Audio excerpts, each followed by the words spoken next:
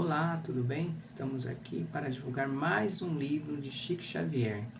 Desta vez falaremos sobre Os Três Crivos de Sócrates. O livro de hoje chama-se Aulas da Vida. Vamos dar uma olhada na capa. A capa tem uma imagem de uma família e uma lousa de fundo com várias palavras. Tanto a frente quanto o verso tem a mesma imagem. Bom, este livro aborda vários temas, como conduta espírita, trabalho, fé, resignação, oração, diálogo, saúde, aflições, perdão, obsessão, fala sobre animais, violência, caridade.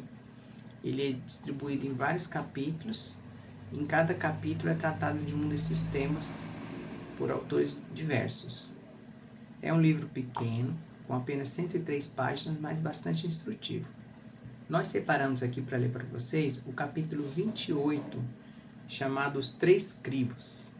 Ele foi escrito pelo espírito do irmão X, que é o espírito de Humberto de Campos.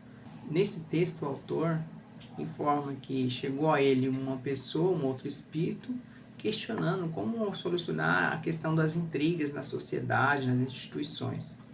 E aí Humberto de Campos relata a ele uma história que é atribuída ao Sócrates, o filósofo grego, chamado dos Três Crivos. Então eu vou ler o trecho da parte em que ele repassa a fala do filósofo Sócrates para que a gente possa analisar. Ele diz assim: certa feita, um homem esbaforido achegou-se ao grande filósofo e sussurrou-lhe aos ouvidos: escuta, Sócrates, na condição de teu amigo, tenho alguma coisa de muito grave para dizer-te em particular. Espera, ajuntou o sábio prudente. Já passastes o que me vais dizer pelos três crivos? Três crivos? Perguntou o visitante espantado. Sim, meu caro, três crivos. Observemos se a tua confidência passou por eles.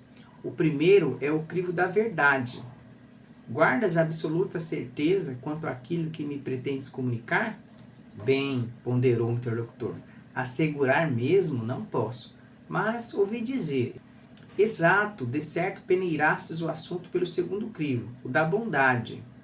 Ainda que não seja real, o que julgas saber, será pelo menos bom o que me queres contar?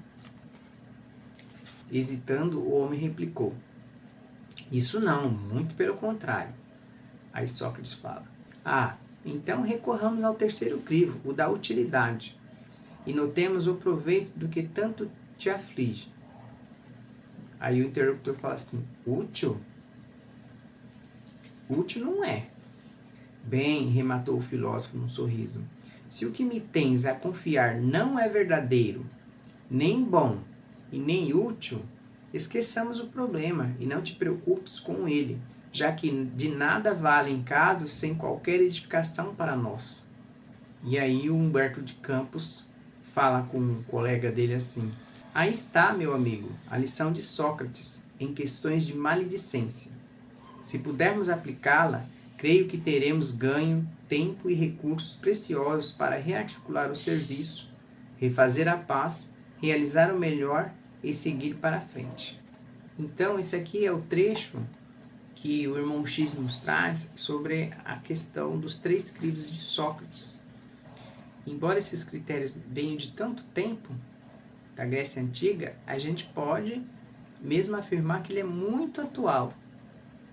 E nós podemos até pensar que, de acordo com o que nós vivemos hoje nas redes sociais, ele passa a ser mais atual ainda, já que muito rápido a gente consegue transmitir, retransmitir informações para as pessoas. E às vezes a gente transmite uma informação para um grupo de pessoas, né? O grupo de pessoas que fazem parte do nosso trabalho, da nossa família, ou mesmo um grupo de amigos que nós temos em comum em redes sociais como o WhatsApp, por exemplo.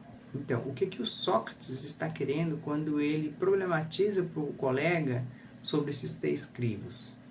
Ele está pensando que nem tudo o que acontece tem relação direta com a vida dele e não necessariamente agrega alguma coisa de bom. E o primeiro critério é o critério mais evidente, né? O critério da verdade. Então, se nós não temos ciência daquilo que a gente recebe, se ela é verdade, se aconteceu de fato, então nós devemos não repassar essa informação, uma vez que repassando ela, a gente vai estar alimentando uma informação que nós não temos certeza se ela é de fato verdadeira ou não. E isso pode causar problemas, constrangimento, sofrimento para aquele que recebe essa mensagem de forma desnecessária, né? Já que a informação nem verdadeira ela é. O segundo crivo é o crivo da bondade. Então, se a gente tem uma informação, mesmo que a gente constate que ela é verdadeira, mas se ela não vai trazer nada de bom para o interlocutor, para aquela pessoa que a gente está pensando em repassar essa informação, por que nós vamos passar? Muitas vezes, por exemplo, uma notícia ruim, uma catástrofe, nós aí constatamos que ela é real, que aconteceu, que foi noticiada em várias outras mídias, e aí a gente, sem pensar, repassa essa informação para um grupo onde tem várias pessoas, às vezes crianças, e a gente não faz essa reflexão. Qual o sentido daquela notícia? O que ela vai agregar, né? Será que ela é boa para aquela pessoa que vai receber? Como que ela vai receber, assimilar aquela informação? Às vezes a pessoa está passando por um momento difícil, aí você manda lá uma mensagem para ela noticiando um ato catastrófico, triste, só vai piorar a situação. Então, mesmo que ela seja verdadeira, ela não vai agregar, ela vai piorar a situação de algumas pessoas, né, em determinados contextos. E o terceiro critério que o Sócrates problematiza para o seu interlocutor é o critério da utilidade. O que será feito com aquela informação? Aquilo vai agregar alguma coisa de fato para a pessoa que recebe aquela informação? Porque se não agregar nada, não acrescentar na vida da pessoa que vai receber, ela só vai perder o tempo dela de observar aquela informação. No caso aqui a gente está colocando o exemplo das redes sociais, né? A pessoa só vai perder tempo para acessar aquela informação, uma informação aleatória, às vezes não faz nem parte do campo de trabalho, de atuação, daquele que está recebendo, e aquilo não vai agregar nada para a pessoa, só vai fazer ela perder tempo e acaba não tendo utilidade. Então é nossa responsabilidade também pensar muito antes de sair repassando a informação. E o autor fala da maledicência. Às vezes as pessoas repassam informações duvidosas, que não se sabe, se não tem certeza de que ela é verídica ou não, e informações com conteúdo difamatório. Isso é muito comum, por exemplo, na época da eleição. Então, a pessoa se simpatiza por um determinado candidato e tudo quanto é informação que vai denegrir a imagem do candidato opositor, ela sai repassando para todo mundo, difamando aquela pessoa. Muitas vezes aquelas mensagens são falsas, né, chamada fake news. Então a gente tem que tomar muito cuidado com as informações que nós recebemos. As palavras, elas têm um poder enorme. Então a gente tem que pensar no que a gente vai dizer, em qual informação se a gente vai passar uma informação adiante ou não. Primeiro a gente tem que avaliar quem é a pessoa com quem a gente está conversando, se aquela mensagem faz sentido ou não para ela, se ela vai ser útil ou não.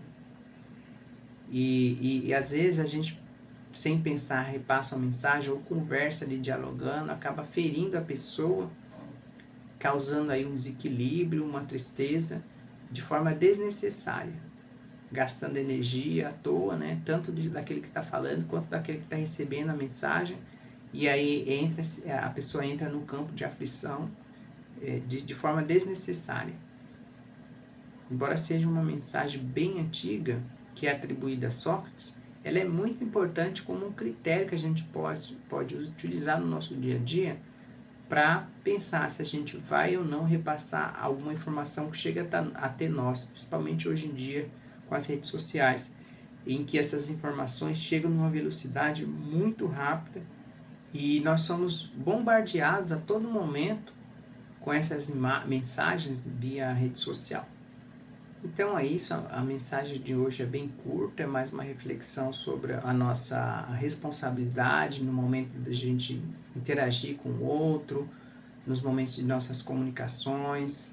E essa problemática, como vimos, ela é muito atualizada, uma vez que nós temos aí aparelhos eletrônicos em mãos que a todo momento trocam informação, a gente recebe e repassa informação.